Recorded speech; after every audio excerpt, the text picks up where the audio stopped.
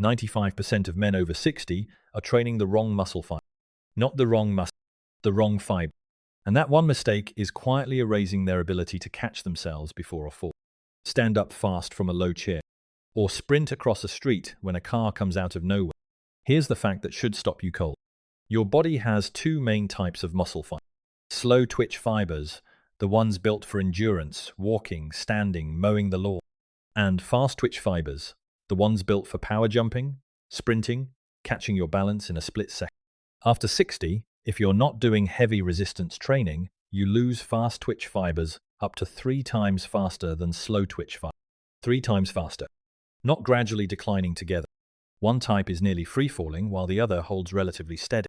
This is the single biggest reason otherwise fit older men still fall, still get injured stepping off a curb, still feel that flash of panic when they stumble and can't recover. You can walk 5 miles a day and still be losing the exact fibers that keep you upright when life throws you off balance. Today, I'm going to walk you through 5 discoveries that explain why this happens, what's driving it at the hormonal level, and the exact protocol to reverse. Stick around to the end, because I'm going to give you what I call the X-Factor bonus one habit that, by itself, can double how fast your body rebuilds this kind of muscle. It costs nothing and takes 90 seconds. I'm Marcus Reid. I spent years as a professional athlete, and now I spend my time helping men over 50 rebuild strength the smart way. Not the way that wrecks your joints, but the way that actually works with an aging body instead of against it. Let's get into the science.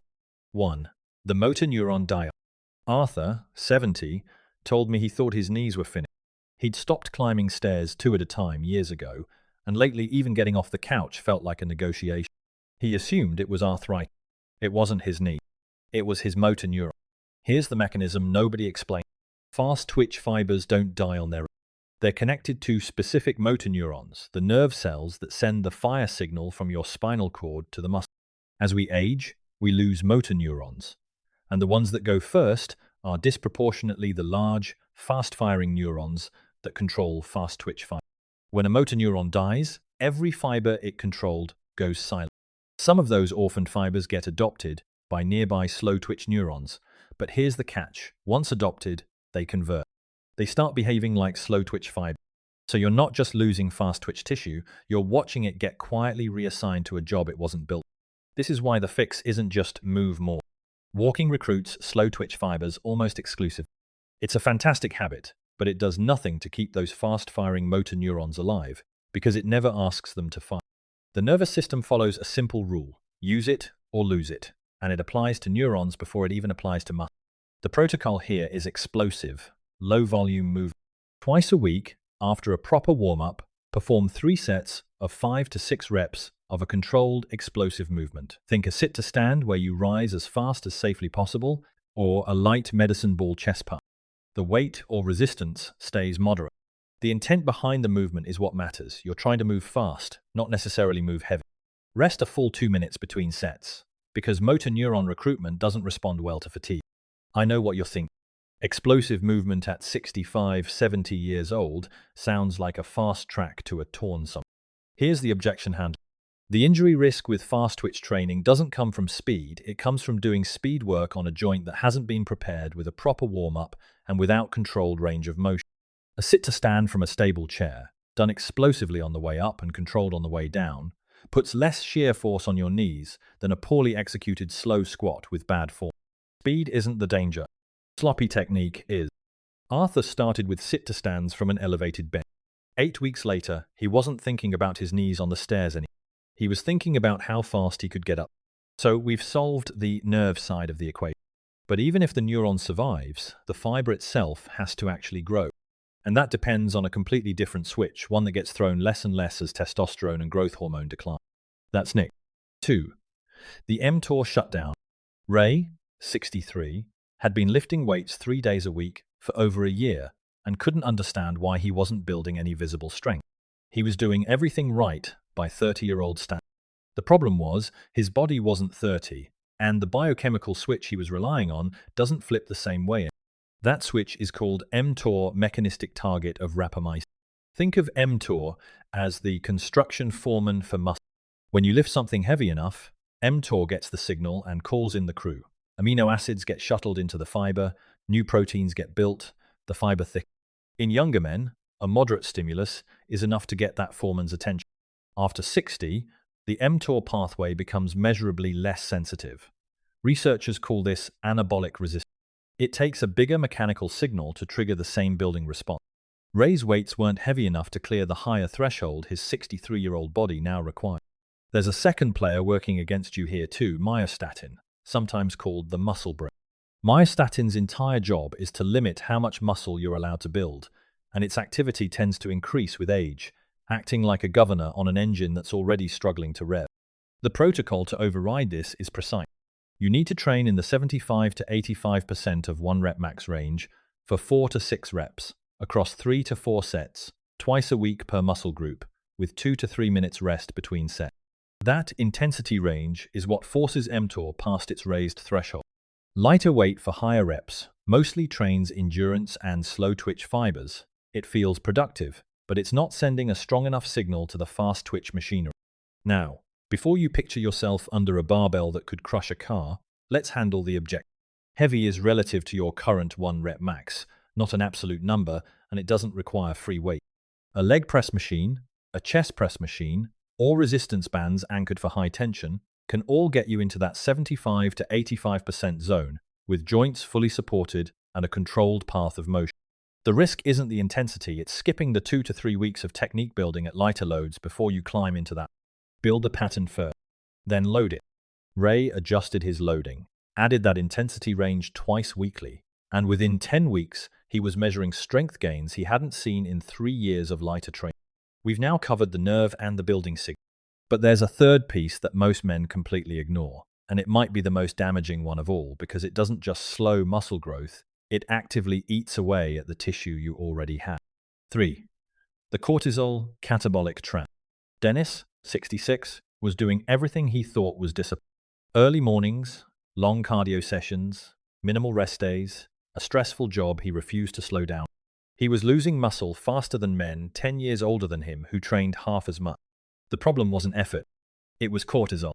Cortisol is your stress hormone, and in short bursts it's useful, it mobilizes energy for a work.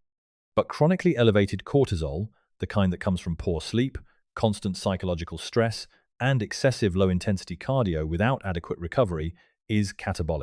It breaks tissue down. And fast-twitch fibers, because they're metabolically expensive to maintain, appear to be more vulnerable to cortisol-driven breakdown than slow-twitch fibers, which the body treats as more essential for basic survival movement. In other words, under chronic stress, your body sacrifices your power fibers first to conserve energy for the fibers it needs just to keep you walking. This is the piece almost nobody talks about in fitness content, because it's not about the gym at all. It's about the other 23 hours of your day. The protocol here has 3 parts. First, sleep, 7 to 8 hours, with a consistent wake time, because cortisol follows a rhythm and disrupted sleep keeps it elevated into the day. Second, cap continuous low-intensity cardio at 30 to 40 minutes per session. Beyond that window, cortisol tends to climb without much added cardiovascular benefit. Third, build in genuine recovery days. Not active recovery that's secretly another workout. 1 full day where your nervous system actually downs. The objection I hear constantly: I don't have time to worry about stress management, I need to train hard. Here's the reframe. Training harder while cortisol is chronically elevated is like flooring the gas pedal with the parking brake. You're generating effort, but the catabolic environment is actively working against every rep you do. Managing cortisol isn't the soft part of the program. It's what makes the hard part actually count. Dennis cut his cardio sessions down, fixed his sleep window, and added 1 true rest. His resistance training didn't change at all. His strength numbers moved for the first time in over a year. We've covered the neuron, the building signal, and the breakdown trick. There's one more piece, the one that determines whether the fuel is even there to power any of this, and it might be the most overlooked organelle in the entire conversation about age. 4. The mitochondrial power phase. Walter, 68, told me his workouts felt fine in the moment, but he was wiped out for 2 days after. That recovery lag wasn't muscle damage. It was his cellular power grid failing to keep up. Mitochondria are the aging power plants of your cells, and fast-twitch fibers, especially the type IIX subtype, actually rely on a different, faster energy system than slow-twitch fibers. But the mitochondria that do exist in and around fast-twitch fibers decline in both number and efficiency with age, and this decline appears to accelerate specifically in the absence of resistance training because mechanical loading is one of the primary signals that triggers mitochondrial biogenesis, the creation of new mitochondria. Without that loading signal, the power plants don't just they start shutting down entire units. This is why recovery capacity, not just strength, is one of the clearest markers of fast-twitch health in older men. If you're consistently wrecked for 48 hours after a session that used to cost you 1 day, your cellular energy system is a major part of the story. The protocol. Pair your resistance sessions with short bursts of higher intensity interval work. Once weekly, something like 20 to 30 seconds of elevated effort on a bike or incline treadmill, followed by 90 seconds of easy recovery, repeated 6 to 8 times. This specific interval structure is one of the more reliable stimuli for mitochondrial biogenesis, and it's brief enough that total session time stays under 20 minutes. Objection handling. Intervals sound like a young man's game, and joint-pounding sprint work absolutely can. But the stimulus that triggers mitochondrial adaptation isn't about impact, it's about effort relative to your capacity.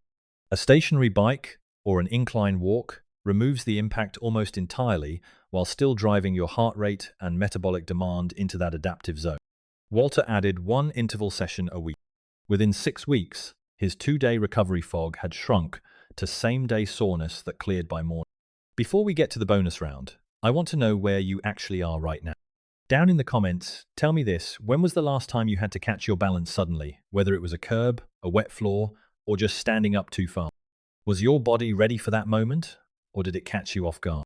I read every one of these, and it tells me exactly what to cover next. Here's the X factor. If you do everything I just outlined but skip this, you're leaving roughly half the results on the table. Protein timing around your explosive and heavy load session. Specifically, 30 to 40 grams of a complete protein source within 60 minutes after training. Here's the mechanism. Remember that mTOR construction foreman from Chapter 2? He needs raw materials on site to actually build anything. Resistance training opens a window where your muscle is unusually sensitive to amino acids. Anabolic resistance means older men need a larger dose to trigger the same response younger men get from less, which is why that 30 to 40 gram range matters more for you than it did at 35. Miss that window consistently, and you're asking the foreman to build a house with half the materials delivered late. This single habit, 1 meal or shake, 1 hour twice a week, has been shown to meaningfully amplify the response to the exact resistance protocols we just covered. It doesn't require a new workout. It requires better timing on something you're probably already eating anyway. If you made it this far, you're not average. Most men your age are content watching this decline happen and calling it just getting old. You're not. You're in the top 5%, the ones who actually go looking for the mechanism before they look for the work. That's not a small distinction. That's the entire difference between the guy who's still catching himself when he stumbles at 75 and the guy who isn't. You don't need to train like you're 25. You need to train smarter than you did at 25, with a body that demands more precision and rewards you for giving. Pick one protocol from today, the explosive sit-to-stands, the intensity range for your heavy days, the sleep window, or the weekly interval session, and start there. This strength isn't about outrunning age. It's about refusing to hand it anything you didn't have to give up. I'll see you in the next one.